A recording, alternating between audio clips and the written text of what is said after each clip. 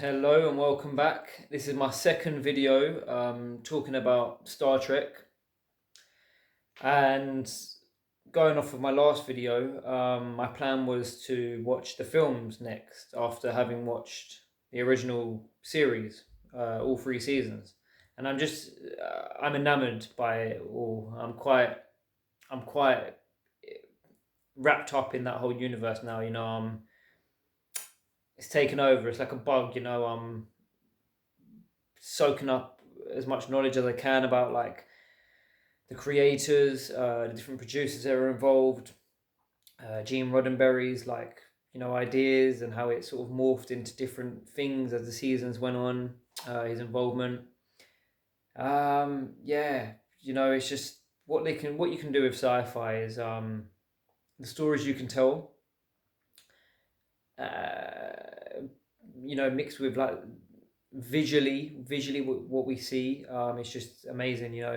Nothing can beat it, in terms of like blending genres and storytelling. So anyway, I watched Star Trek the motion picture from 1979, on this release here, this Stardate collection release, um, which I recently picked up. Yeah, I mean, this is a Blu-ray, by the way. um, the film 1979. So we pick up over a decade after we left the original series, right? So I don't know how many people will watch this who were around then. I imagine there'll be a few, especially if you're a Trek fan looking for videos out there. But so just try and imagine being a Star Trek fan, however, whatever age you were, whether you're a kid or an adult, in the 60s, and then having it taken away from you, um, in live action form, seemingly out of for no reason, especially for the audience's perspective. They were loving it, and like, it inspired like, this massive devoted cult following. And then so it gets taken away from you. So, we're talking, over a decade later, it's back, and it's back on the big screen. Like all these fans and new fans alike can go and flock to the cinema and watch it on the big screen. With this reinvent, not reinvent, but just a bigger budget and just this visionary. Not even an overhaul. I guess it's an overhaul. Yeah, visionary overhaul, because we get a new Enterprise. I might be talking spoilers throughout this video, so if you want to go in completely blind, then probably drop out and come back to this video. I might be all over the gaff. But so yeah, like the actors have aged, of course. 10 years on. Not to the stage where like they can't, act or whatever. They're still as beautiful and as characteristic as always, as ever. And so yeah, like they do it in a way that, like, we're introduced to each, we're introduced to the main lads from the first series, one by one. Um, Interesting how we got that look at Spock, that rugged sort of Vulcan. What should we say? Vulcan homeland Spock, maybe. Yeah, that was cool. And like, yeah, just uh, there's a scene that's like, most of this film is like um, contemplative. Like, it's very thoughtful, and it's time to reflect. A lot of the times, it's Gene Roddenberry and the filmmakers really sort of like utilize the fact that it's set in space. So we're getting all these, like, it's more Kubrickian, in its 2001 A Space Odyssey kind of thing. It's really entrancing you in all this colors and waves of feelings and vortexes and black holes and colossal vast entity machines, vessel. Like, it just you just fully believe that you're there. Like there was a specific moment where I fully believed that these characters were in space, and I was watching something that was actually taking place in space, and that's when they go into like warp drive, I believe it's called, and like fairly early on, and they get sucked into like they create like a black hole. I think that's what they call it. And like all this like blurriness is going on for all the characters as they're trying to like prevent, I don't know, prevent themselves from being ripped apart. And like that was when like, I was just like, whoa, like I'm so happy to be back into it, even though for me it's only been a few days, not even like 48 hours between the original series and the motion picture. Just seeing them on a bigger screen, well, same screen for me, but just this bigger scope, right? And it was just amazing. And yeah, like even like the story, it just shows how thoughtful,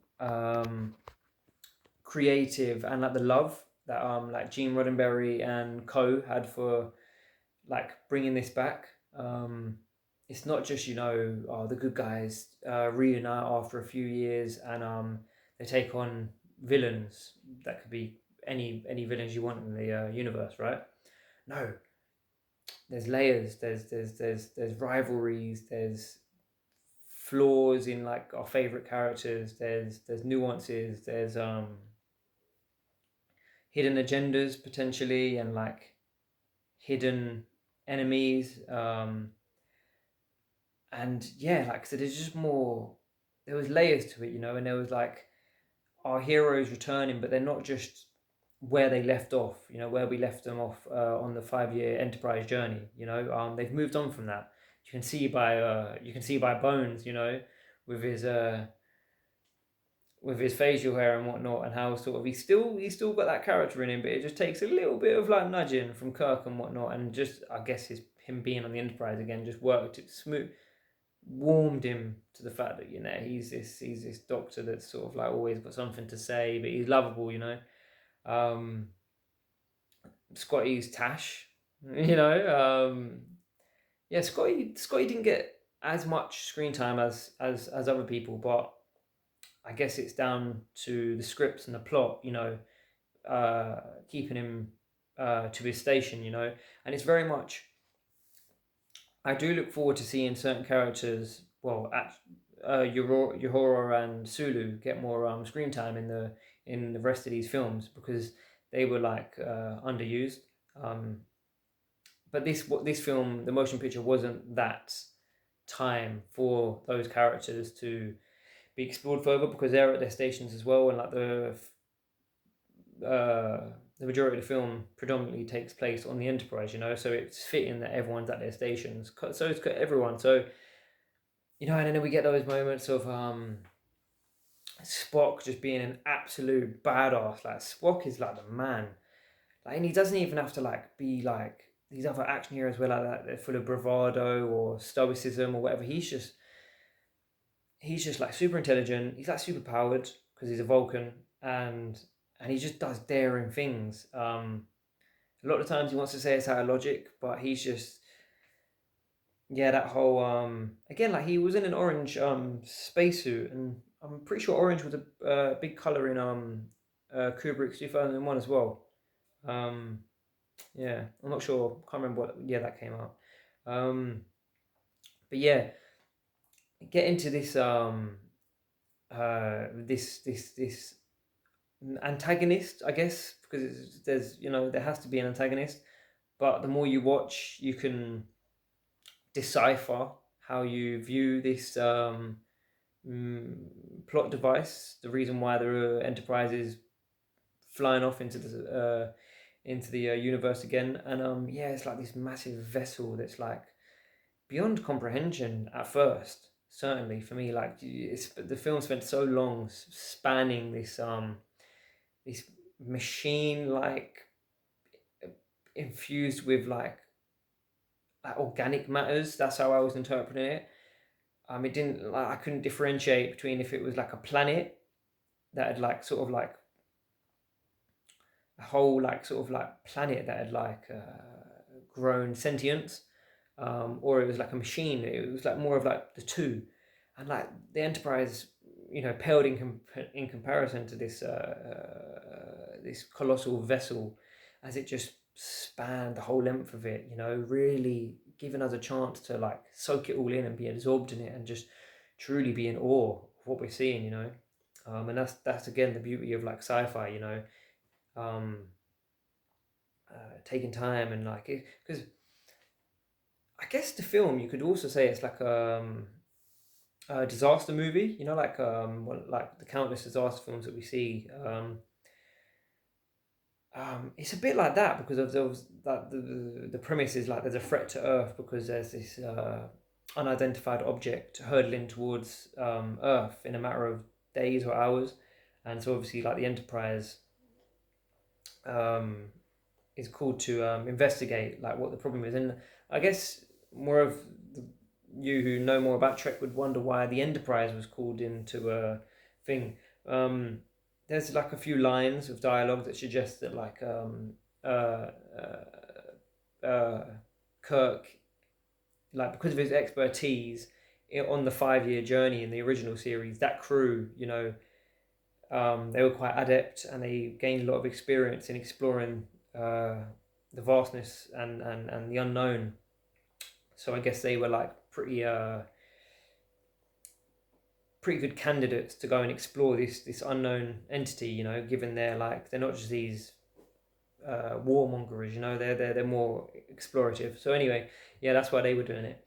And yeah, so it's like a disaster film. So I don't know how many disaster films were made before 1979's Star Trek: The Motion Picture, but since then there have been countless, right? We all know that. But this one was more of like there